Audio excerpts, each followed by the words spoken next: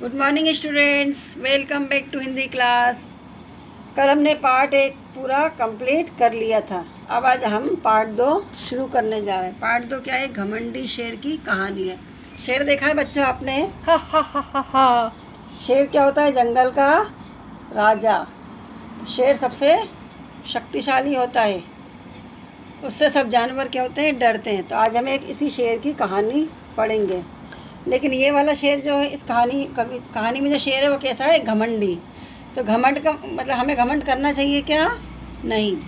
घमंड करने से मनुष्य का पतन होता है, मतलब वो टूट जाता है, अंदर से मिट जाता है। तो देखिए, घमंड का अर्थ क्या होता है? गर्व। किसी भी व्यक्ति को घमंड नहीं करना चाहिए। घमंड से व्यक्ति का क्या होता है? नाश होता है।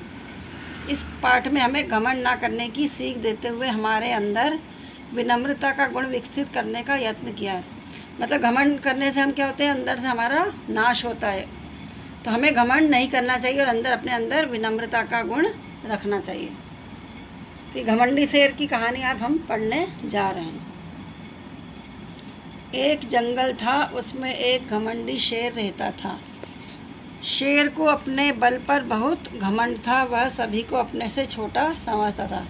शेर जो होता है वो सबसे अपने आप में बहुत शक्तिशाली होता है, तो वो सबको अपने से छोटा समझता है कि मुझसे ज़्यादा ताकतवर कोई है ही नहीं। तो इस कहानी में जो शेर है वो भी ऐसी था, घमंडी था और उसको अपनी ताकत पर बहुत घमंड था। और बाकी अपने साथ वाले जानवरों को क्या करता था? वो अपने से छोटा समझता था। एक दिन उसने घोषणा करवाई कि सभी लोग आकर प्रणाम करें। घोषणा करवाना क्या होता है? मतलब कुछ भी बात को सबके सामने प्रस्तुत करवाना। तो उसने क्या घोषणा करवाई कि सभी जानवर आके मुझे क्या करें? नमस्कार करें।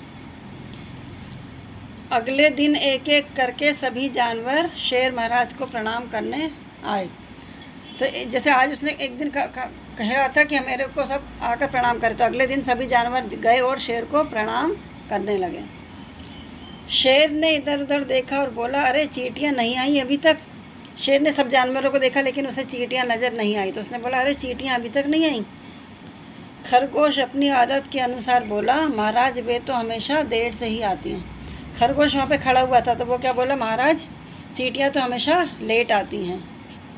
फिर लोमड़ी बोली, जल्दी पहुँचना उनके बस की बात ही नहीं है।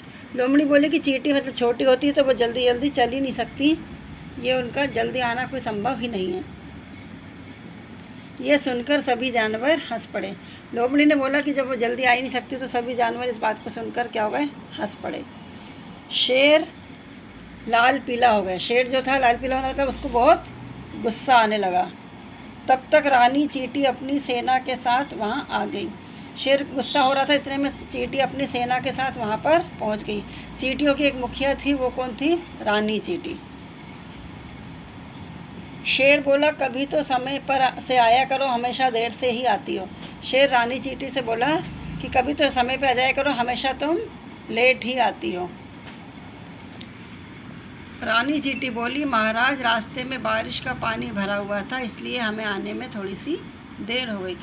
तो रानी चींटी ने शेर को क्या बताया? महाराज रास्ते में क्या हुआ था? बारिश का पानी भरा हुआ था। चींटी धीरे धीरे चलती तो बारिश के पानी में उनको आने में थोड़ा समय लगा। तो आज इस कहानी को हम यहीं तक पढ़ेंगे। तो इस कहानी में क्या बताया? एक शेर था, वो घमंडी था, उसको अपनी ताकत पर बहुत गर्व था, अभिमान था। तो वो अपने सब जानवरों को अपन से छोटा समझता था। एक दिन उसने जंगल में घोषणा करवाई कि सभी लोग आके मुझे प्रणाम करें, मतलब जो साथ के जो जानवर हैं सभी आकर मुझे नमस्कार करें। तो एक एक करके सभी जानवर आए और शेर को प्रणाम करने लगे। शेर ने देखा सब जानवर आ गए, लेकिन चींटी तो अभी तक नहीं आई है। तो शेर ने बोला कि चींटी क्यों नहीं आई? तो खरगोश ने क्या बोला कि वो तो हमेशा देर से ही आती है। खरगोश बोला, वो तो हमेशा देर से ही आती है। इतने में लोमड़ी बोली, जल्दी पहुंचना उनके बस की बात नहीं है। मतलब लोमड़ी ने क्या कहा कि जल्दी वो कभी आ ही नहीं सकती। ये सुन के जो सब जानवर थे वो क्या हो गए? हंसने लगे। और शेर को क्या आने लगा? गुस्सा आने लगा। तो शेर को गुस्सा आया। इतने में रानी चींटी अपनी सेना के साथ, मतलब और चींटियों के साथ वहाँ पर पहुँच गई। तो शेर रानी चींटी से क्या बोला कि कभी तो समय से आ जाया करो, हमेशा लेट आती हो। तो रानी चींटी ने क्या बोला कि रास्ते में बारिश हो रही थी, इसका वहाँ पे पानी भरा था, इसलिए हम आने में थोड़ी देर हो गई। ठीक है, अब आगे की कहानी हम कल पढ़ेंगे।